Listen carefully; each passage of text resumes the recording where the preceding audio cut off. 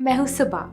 इस वीडियो में हम डिस्कस करेंगे कि हम अपनी बॉडी के अंदर जमे टॉक्सिन्स यानी गंदगी को कैसे निकाल सकते हैं। जैसे ही आप बॉडी में से टॉक्सिन्स निकालेंगे और बॉडी को अंदर से साफ करेंगे तो आपका वज़न अपने आप कम होने लगेगा, स्किन साफ हो जाएगी और पहले से बहुत ज़्यादा एनर्जी फील होगी। सबसे पहले तो ये जानना ज़रूरी है कि जब आप कुछ खाते हैं तो उसका बॉडी में जाके होता क्या है। पहले तो खाना आपके पेट में जाता है जहाँ पे वो टूटता है, फिर आपकी इंटेस्टाइन्स में यानी कि आपकी आंतों में, और आखिर में वो वेस्ट बन के बॉडी से बाहर निकल जाता है। लेकिन क्या आपको लगता है कि हर खाने को इस साइकिल को पूरा करने में सेम टाइम लगता है? नहीं, फलों को गुजरने में लगते हैं लगभग 3 घंटे। 1 घंटा आपके पेट में, 1 घंटा आपकी स्मॉल इंटेस्टाइन में और 1 घंटा आपकी लार्ज इंटेस्टाइन में। सब्जियों को लगते हैं लगभग 6 घंटे। क्या आप जानते हैं कि अन्न जैसे कि रोटी, चावल, दालों को कितना टाइम लगता है? लगभग 18 घंटे। अब ये एक एस्टिमेट है आपको एक आइडिया देने के लिए, लेकिन समझना ये है कि जिस खाने में पानी जितना कम होता है उसको बॉडी से निकलने में उतना ही ज़्यादा समय लगता है। अब अन्न को डाइजेस्ट होने में लगते हैं लगभग 18 घंटे, लेकिन हम में से ज़्यादातर लोग तो दिन में 3-3, 4-4 बार अन्न खा रहे हैं। मतलब पहले वाला पचा नहीं, हमने ऊपर से और डाल दिया और फिर नेचुरली पहले वाला खाना बॉडी से वेस्ट के रूप में बाहर नहीं निकलता। अंदर ही अंदर वो सड़ता है, वायरस, फंगस और कीड़े पैदा करता है। आपने शायद लोगों के पेट में कीड़े मिलने वाली स्टोरीज सुनी हो। अब ऐसा तो नहीं कि उन लोगों ने कीड़े खाए, तो वो कीड़े वहाँ तक कैसे पहुँचे? एक्चुअली वो अंदर सड़ रहे ना पचे हुए खाने से पैदा होते हैं। आपने सुना होगा you are what you eat. ठीक है, पर सच्चाई तो ये है you are what you ate. जो बर्गर हमने 1 साल पहले खाया था, क्या पता वो अभी भी अंदर पड़ा सड़ रहा हो।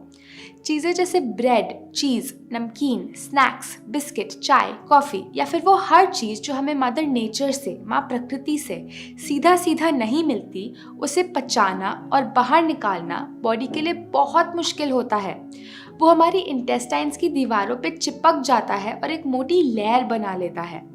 अंदर से हमारी इंटेस्टाइन कुछ ऐसी दिखती है। उस पे हज़ारों छोटे छोटे उंगलियों जैसे उभार होते हैं जिसे हम विलाई कहते हैं। इंटेस्टाइन पर जो भी लगा होता है, ये विलाई उसको अपने अंदर सोख लेते हैं और ब्लड में भेज देते हैं, और ब्लड के ज़रिए वो बॉडी के हर अंग में पहुंच जाता है। अब अगर इंटेस्टाइन की दीवार पे गंदगी जमी होगी तो जाहिर सी बात है कि विलाई गंदगी को ही सोखेंगे। फिर ये गंदगी बॉडी के अलग अलग अंगों में पहुंचकर उनके काम को डिस्टर्ब करती है और उसे हम कह देते हैं बीमारी। अगर ये गंदगी हमारी स्किन में जम जाती है तो हम उसे कह देते हैं एक्ने, एक्जिमा, सोराइसिस। अगर ये स्टोन बन के किडनी या गॉल ब्लैडर में जम जाती है तो हम इसे कहते हैं पथरी। ऐसे ही मोटापा, अगर आपको वज़न कम करना है तो अंदर से गंदगी को निकालना होगा। अगर ये गंदगी ब्लड को भारी कर देती है और हार्ट को ब्लड को पंप करने के लिए ज़्यादा प्रेशर लगाना पड़ता है तो हम इसे कहते हैं हाई ब्लड प्रेशर। अगर ये ओवरीज में गांठ या सिस्ट बन के जम जाती है तो हम इसे कहते हैं PCOD, मेंस्ट्रुअल डिसऑर्डर्स। अगर ये इंटेस्टाइन्स में जम जाती है तो हम इसे कह देते हैं कब्ज, और कब्ज सभी बीमारियों की जड़ है। अगर ये हमारे एयरवेज में जम जाती है तो हम इसे कहते हैं एस्थमा। अगर हमारी आर्टरी में जम जाती है तो हम इसे कह देते हैं कोलेस्ट्रॉल। आज ये शायद एक छोटी सी बीमारी बन के बैठी हो, लेकिन अगर हमने इसको साफ नहीं किया तो कल को ये बहुत डेंजरस बीमारी बन के बाहर आ सकती है, जैसे ट्यूमर या फिर कैंसर सेल। तो जब आप इस गंदगी को बाहर निकालेंगे तो सारी बीमारियां अपने आप ठीक हो जाएंगी, क्योंकि जो बॉडी अंदर से साफ है उसमें कोई बीमारी हो ही नहीं सकती। हमारी ये ह्यूमन बॉडी माँ प्रकृति की एक बहुत कीमती गिफ्ट है। थोड़े दिनों बाद हम इसे माँ प्रकृति को वापस लौटा देंगे। जब तक के लिए हमारे पास है, हमारी ड्यूटी है कि हम इसे साफ रखें, बहुत सारी हेल्थ और एनर्जी के साथ, जैसा उन्होंने इसे हमारे लिए बनाया है। मान लीजिए एक गाड़ी है जो पेट्रोल के लिए बनी है। अगर आप उसके टैंक में पेट्रोल की जगह डीजल डाल देते हैं तो क्या वो चलेगी? नहीं। तो पहले आपको डीजल को निकालना होगा और फिर पेट्रोल डालना होगा। ऐसे ही आपकी बॉडी के साथ है। बनी तो थी वो इसके लिए, लेकिन डाल दिया हमने ये, तो कैसे चलेगी? तो पहला स्टेप है गंदगी को निकालना और फिर सही खाना अंदर डालना। इस वीडियो में हम सिर्फ स्टेप 1 की बात करेंगे और अगली वीडियो में स्टेप 2 की। तो प्लीज़ आप इस वीडियो को एंड तक देखें क्योंकि मैं आपको बताने वाली हूँ कि आपको कल से एग्जैक्टली क्या करना है। पहली चीज़ जो आपको शुरू करनी है वो है 16 घंटे उपवास।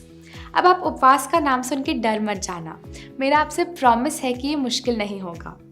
देखिए, जो शक्ति आपके अंदर से गंदगी, टॉक्सिन को निकालेगी, बीमारी ठीक करेगी, वज़न को कम करेगी, वो शक्ति आपकी बॉडी के अंदर ही बैठी है, ना कि किसी दवाई या बॉटल या इंजेक्शन में।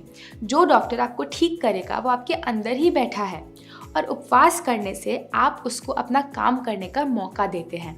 और इसका प्रूफ है, जब आपकी हड्डी टूटती है तो उस पर प्लास्टर लगता है, उसे एक जगह स्टेबल रखने के लिए, उसे आराम देने के लिए। थोड़े दिनों बाद वो हड्डी खुद ब खुद जुड़ जाती है। ऐसा तो नहीं कि उस प्लास्टर में कोई दवाई है। तो वो कौन सी शक्ति है जो इस हड्डी को जोड़ती है? वो है आपकी प्राण शक्ति, यानी कि आपकी हीलिंग पावर। ये प्राण शक्ति बहुत पावरफुल है। अगर ये इतनी बड़ी हड्डी को जोड़ सकती है तो क्या ये आपके सिस्ट या स्टोन नहीं तोड़ सकती? क्या ये अंदर जमी गंदगी नहीं निकाल सकती? क्या ये diabetes, high blood pressure, obesity या अर्थराइटिस नहीं ठीक कर सकती? ज़रूर कर सकती है, क्योंकि प्राण शक्ति को नहीं पता बीमारी का क्या नाम है। ये नाम तो हमने दिए हैं। जब प्राण शक्ति अपना इलाज करना शुरू करती है तो सब कुछ ठीक कर देती है, चाहे बीमारी कहीं भी हो और कितनी भी पुरानी क्यों ना हो। अब आइए प्राण शक्ति का काम करने का तरीका जानते हैं।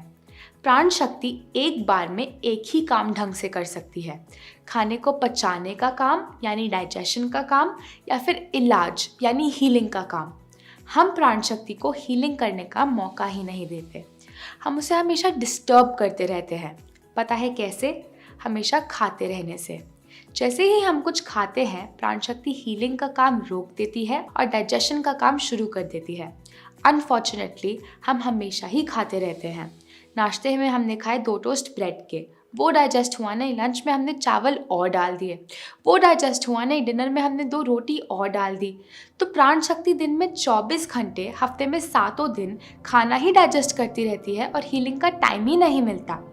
अगर आप चाहते हैं कि प्राण शक्ति हीलिंग करे तो आपको समय समय पे डाइजेशन को ब्रेक देना होगा। हम सजेस्ट करते हैं कि आप रोज़ रात 16 घंटे का ब्रेक दें। मान लीजिए आपने डिनर रात को 8 बजे खाया, तो अगले दिन दोपहर 12 बजे तक कुछ मत खाइए। 12 बजे आप अपने दिन का पहला सॉलिड मील लीजिए।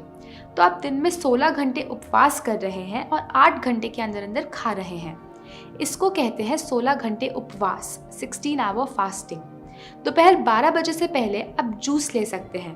आप पानी, नारियल पानी या कोई भी सब्जी का जूस ले सकते हैं, लेकिन फ्रूट जूस, चाय, कॉफ़ी या दूध बिल्कुल नहीं लेना। अब सुनने में जितना मुश्किल लगता है उतना है नहीं, क्योंकि 16 में से ज़्यादातर समय तो आप सो ही रहे होंगे। आजकल हमें फास्टिंग करना कुछ अब नॉर्मल सी चीज़ लगती है, बट एक्चुअली माँ प्रकृति ने हमारी बॉडी को टाइम टाइम पे फास्टिंग करने के लिए ही बनाया है। हमारे पूर्वजों के पास सुपरमार्केट, रेफ्रिजरेटर या पूरे साल खाना नहीं अवेलेबल होता था।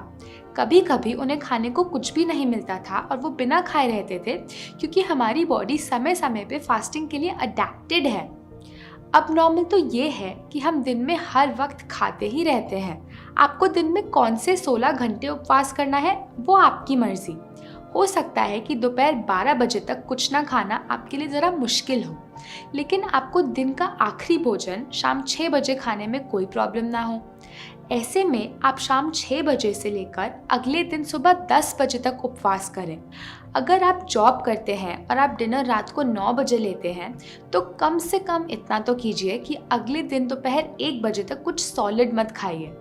ऐसे रोज़ 16 घंटे उपवास के थ्रू प्राण शक्ति को थोड़ी हीलिंग का टाइम रोज़ मिल जाता है। अगर आपको 16 घंटे बहुत ज़्यादा लगते हैं तो कोई बात नहीं, आप 14 घंटे उपवास से शुरुआत कीजिए। धीरे धीरे उसको 16 तक लेके जाइए, कोई बात नहीं। 12 घंटे उपवास तो शायद आप अभी भी कर रहे होंगे। मान लीजिए आपने डिनर रात को 8 बजे खाया और अगला भोजन अगले दिन दोपहर 12 बजे। आपका डिनर अगर हल्का है तो करीब 6 घंटे में डाइजेस्ट हो जाएगा। तो रात 8 बजे से लेकर सुबह 2 बजे तक आपके डाइजेशन आवर्स चल रहे हैं, यानी पचाने के घंटे। जैसे ही खाना डाइजेस्ट हो जाता है, प्राण शक्ति क्या शुरू कर देती है? हीलिंग। तो अगले 10 घंटे आपके हीलिंग आवर्स होंगे, यानी इलाज के घंटे। इस दौरान आपकी प्राण शक्ति टिश्यूज को रिपेयर करती है, स्किन से पुराने दाग धब्बों को दूर करती है, डेड सेल्स को बदलती है, स्टोन्स यानी पत्थरी को निकालती है, फैट को घटाती है, सिस्ट्स फाइब्रॉइड्स को तोड़कर हार्मोन्स को रेगुलराइज करती है, इंटेस्टाइन्स में जमी गंदगी को हटाती है, एयरवेज में से म्यूकस को साफ करती है, आर्टरीज में से कोलेस्ट्रॉल को निकालती है।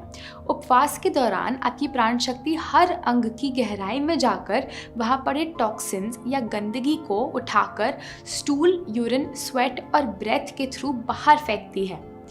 एक बात का ध्यान रखिएगा, आपका शाम का डिनर हल्का होना चाहिए। हम सजेस्ट करते हैं कि आप रात को सिर्फ सैलेड या सूप खाएं। अगर आप कुछ भारी खा लेते हैं जैसे कि चपाती, चावल या दाल, तो उसको डाइजेस्ट होने के लिए ज़्यादा टाइम लगेगा और प्राण शक्ति को हीलिंग आवर्स नहीं मिलेंगे। हम आपको ये डाइट प्लान सजेस्ट करते हैं। सुबह उठने के थोड़ी देर बाद जूस लीजिए, जैसे कि नारियल पानी या सबसे अच्छा सफ़ेद पेठे का जूस। ये नहीं अवेलेबल हो तो किसी भी सब्जी का जूस पी लें। फिर 2 घंटे बाद नाश्ते में एक बड़ी प्लेट मौसम के कोई भी फल लीजिए। फिर लंच में आप अन्न ले सकते हैं, जिसमें आप सात्विक सब्जी और सात्विक रोटी ले सकते हैं, जैसा कि हमने आपको अपने चैनल पे दूसरी वीडियोस में दिखाया है। ध्यान रखें, अन्न कम से कम लेना है और सब्जी ज़्यादा। फिर डिनर में आप सूप या सैलेड ले लीजिए। बीच में भूख लगे तो नारियल पानी या कच्चे नारियल की गिरी लें। इस लाइफस्टाइल को आसान बनाने के लिए मैंने आपके लिए कुछ बहुत टेस्टी सात्विक रेसिपीज़ डिज़ाइन करी हैं, जिसमें से कुछ हमारे YouTube चैनल पे हैं, लेकिन सारी रेसिपीज़ के लिए आप हमारी रेसिपी बुक को ऑर्डर कर सकते हैं, जिसका लिंक इस YouTube वीडियो के डिस्क्रिप्शन में दिया है। अच्छा, एक बात का ध्यान रखना, कभी ओवर ईटिंग नहीं करना। Too much of a good thing is not that good. ये नहीं सोचना, अरे मैं तो इतना हेल्दी खा रहा हूँ तो कितना भी खा सकता हूँ। टेबल पे उठने से पहले पेट में थोड़ी जगह हमेशा खाली छोड़ना। आपकी बीमारी कितनी जल्दी ठीक होती है ये इस पे डिपेंड करता है कि आप बॉडी को कितने हीलिंग आवर्स देते हो। अगर आप रोज़ 16 घंटे उपवास कर रहे हैं तो एक हफ्ते में आपने दे दिए 112 हीलिंग आवर्स, एक महीने में आपने दे दिए करीब 450 हीलिंग आवर्स, 3 महीने में 1500 हीलिंग आवर्स, और 1500 हीलिंग आवर्स में सभी बीमारियां diabetes, cholesterol, PCOD, thyroid, high blood pressure जड़ से ठीक हो सकती हैं। अगर आपकी एज कम है तो आपको इससे भी ज़्यादा कम समय लगेगा, क्योंकि बच्चों में प्राण शक्ति और भी ज़्यादा होती है। बस डाइट को फॉलो करना मत भूलिएगा, वो उतनी ही ज़रूरी है जितनी कि फास्टिंग। अभी उपवास पर एक डॉक्यूमेंट्री भी बनाई गई थी, आइए उसका एक छोटा सा पार्ट देखते हैं। हम यहाँ ऐसा कर रहे हैं कि हर तरह की टाइप 2 डायबिटीज और उससे होने वाली दिक्कतों को दूर कर रहे हैं उपवास से। ये कैलोरीज कम करने से बहुत अलग है।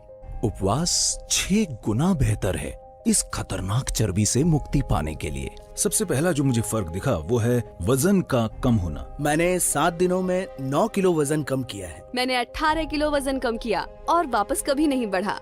मैंने करीब 40 किलो वजन कम किया है और अभी भी कर रही हूँ। असल में पहले से ज्यादा कसरत कर सकते हैं। मैं हमेशा खाली पेट कसरत करता हूँ उपवास के दौरान। मैं एक दिन में 210 यूनिट इंसुलिन लिया करती थी और अब वो सारी छूट गई है। उपवास ने मेरी जान बचा ली। ये दवाई से भी अच्छा है। मैं हाई ब्लड प्रेशर और कोलेस्ट्रॉल कम करने की दवा ले रही थी और वो 2 हफ्ते बाद आई और उसका ब्लड प्रेशर नॉर्मल था, और अब मैं कोई दवा नहीं ले रही हूँ। उपवास उतना ही प्रभावकारी है जितनी की कीमोथेरेपी। मेरी गांठ लगातार कम होती रही और अब बिल्कुल खत्म हो गई। No cancer. 21 साल से मैं हूँ cancer free. Isn't that amazing? दुनिया का हर धर्म हमें उपवास करना सिखाता है, चाहे वो एकादशी हो, रोज़ा हो या गुड फ्राइडे हो। मैंने इंडिया के कुछ गहरे वेदों को स्टडी किया है, जैसे आयुर्वेदा, नेचुरोपैथी, योगा, और सभी इस एक सिद्धांत का पालन करने को बोलते हैं। जब आपको दोपहर तक खाने के बारे में नहीं सोचना पड़ता तो आप पहले से ज़्यादा प्रोडक्टिव होते हैं। आप दिन में पहले से ज़्यादा काम निकाल पाते हैं, क्योंकि आपको हर समय खाने के बारे में नहीं सोचना पड़ता। Okay, let's move on. Please आप इस वीडियो को एंड तक देखें, क्योंकि मैं आपको डिटॉक्स करने के 2 और इम्पॉर्टेंट तरीके बताने वाली हूँ जो मैंने अपने गुरुओं से सीखे। और इस वीडियो को अपने सारे फ्रेंड्स और फैमिली के साथ शेयर करें ताकि माँ प्रकृति की ये नॉलेज इंडिया के हर घर तक पहुँचे और सभी बिना दवाइयों के ठीक हो सकें। इस चैनल को ज़रूर सब्सक्राइब करें और नीचे दिए गए बेल बटन को दबाएं ताकि आपको हमारी नेक्स्ट वीडियो का अपडेट मिलता रहे। दूसरी चीज़ जो आपको शुरू करनी है वो है एनेमा। सिर्फ क्योंकि हम रोज़ बाथरूम जा रहे हैं तो ज़रूरी नहीं कि हमारी इंटेस्टाइन साफ हैं। मान लीजिए आप 30 साल के हैं। क्या आपने कभी 30 साल पुराने घर के प्लम्बिंग पाइप्स देखे हैं? उसमें से रोज़ पानी और गंदगी ज़रूर गुजर रही है, लेकिन 30 सालों के बाद उसकी दीवार पे इतनी गंदगी इकट्ठा हो जाती है कि किसी भी चीज़ का गुजरना मुश्किल हो जाता है। ऐसा ही कुछ हमारे साथ है और हर रोज़ हमारी इंटेस्टाइन में और ज़्यादा गंदगी जमा हो रही है। हमें कुछ ऐसा चाहिए जो इस गंदगी की हार्ड लेयर को सीधा मेल्ट कर सके। ये वैसे ही है जैसे हमारे बर्तनों के नीचे चिपक जाती है। हम इसे कैसे निकालते हैं? पानी में भिगोकर। उचित समय दिया जाए तो पानी लगभग हर चीज़ को घोल सकता है। तो अब हम अपनी इंटेस्टाइन्स में पानी कैसे लें? एनेमा के थ्रू। ऐसा एनेमा लें जो कुछ ऐसा दिखता है। कुछ केमिस्ट इसको अपने पास रखते हैं, वरना आप इसे ऑनलाइन भी खरीद सकते हैं और ये काफ़ी सस्ता होता है। इसको 2-3 बार पानी से धो लें और फिर एनेमा पॉट में 200 से 300 ml साफ पानी भर लीजिए। इसको लेने की बेस्ट जगह है आपका बाथरूम। पाइप की टिप पे थोड़ा नारियल का तेल लगा लीजिए। फिर इसको किसी ऊंचे शेल्फ पर रख लें। आपकी कमर से ऊंचा होना चाहिए। ज़मीन पे कोई मैट बिछा लीजिए और फिर घुटनों के बल उल्टा लेट जाइए और पाइप को सिर्फ 2 इंच रेक्टम के अंदर डाल लें। एक हाथ से पाइप को पकड़े रखें ताकि वो बाहर ना गिरे। जल्दी ही पानी एनेमा पॉट से खाली होकर आपकी इंटेस्टाइन्स में भर जाएगा। फिर पाइप को बाहर निकाल लें और पानी को करीब 10 मिनट तक अंदर होल्ड करके रखिए। बीच में थोड़ा वॉक कर लें। अपने पेट की मसाज करते रहिए ताकि गंदगी अंदर अपनी जगह छोड़ने लगे। जब आपको बाथरूम जाने का प्रेशर हो तो बाथरूम जाइए और आप देखकर सरप्राइज हो जाएंगे कि अंदर कितनी गंदगी, कितने टॉक्सिन्स जमे पड़े थे। ये बिल्कुल सेफ है। अनसेफ तो ये है कि हम वो सारे टॉक्सिन्स को अपने अंदर सारा दिन लेके घूमते रहते हैं। जब मुझे इसके बारे में पहले पता लगा तो मैंने अपने गुरु से कहा, मैं आपकी हर बात मान लूँगी लेकिन मैं एनेमा कभी नहीं करूँगी। लेकिन मेरा विश्वास कीजिए, सिर्फ एक बार इसको लेने के बाद ये बिल्कुल नॉर्मल लगने लगा। जब हम दांत ब्रश करते हैं तो हम ये नहीं सोचते, छी मैं नहीं दांत ब्रश करूँगी क्योंकि वो कितने गंदे हैं। तो हम अपनी इंटेस्टाइन्स के बारे में ऐसा क्यों बोलें? सबसे अच्छा तो है कि आप एनेमा खाली पेट लें, सुबह पेट साफ होने के बाद। अगर सुबह नहीं ले पाते तो दिन में कभी भी ले लीजिए। बस आपके खाने और एनेमा के बीच में 2 से 3 घंटे का गैप रखिए। अगर आप ये लाइफस्टाइल अभी फॉलो करना शुरू कर रहे हैं तो इसे 3 हफ्तों तक रोज़ एक बार लीजिए। 3 हफ्तों के बाद रोज़ नहीं लेना, सिर्फ हफ्ते में एक बार या ज़रूरत पड़ने पर लेना है। चिंता ना करें, इसकी आदत नहीं पड़ेगी। अगर आपको कोल्ड, कफ, बुखार, वॉमिटिंग, पेट दर्द या कोई भी ऐसी छोटी बीमारी आती है, इसको दिन में 2 से 3 बार लीजिए। डिटॉक्स का तीसरा तरीका, ठंडी पट्टी यानी वेट पैक। कभी कभी ये गंदगी हमारे ब्लड में जम जाती है और उसको सर्कुलेट करने का बेस्ट तरीका है ठंडी पट्टी। एक वाइट कॉटन का कपड़ा लीजिए, करीब 1 मीटर चौड़ा और 2.5 मीटर लंबा। इसको लंबी पट्टी में फोल्ड कर लें, करीब 10 इंच चौड़ी। फिर इसको ठंडे पानी में भिगोकर निचोड़ लें। पानी उतना ही ठंडा होना चाहिए जितना आप आसानी से सहन कर सकते हैं।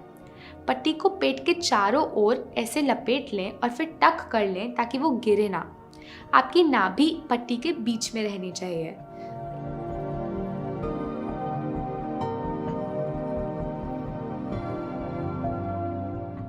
एक और छोटी पट्टी लें, करीब 2 इंच चौड़ी, ठंडे पानी में भिगोकर इसे अपने गले पे लपेट लें।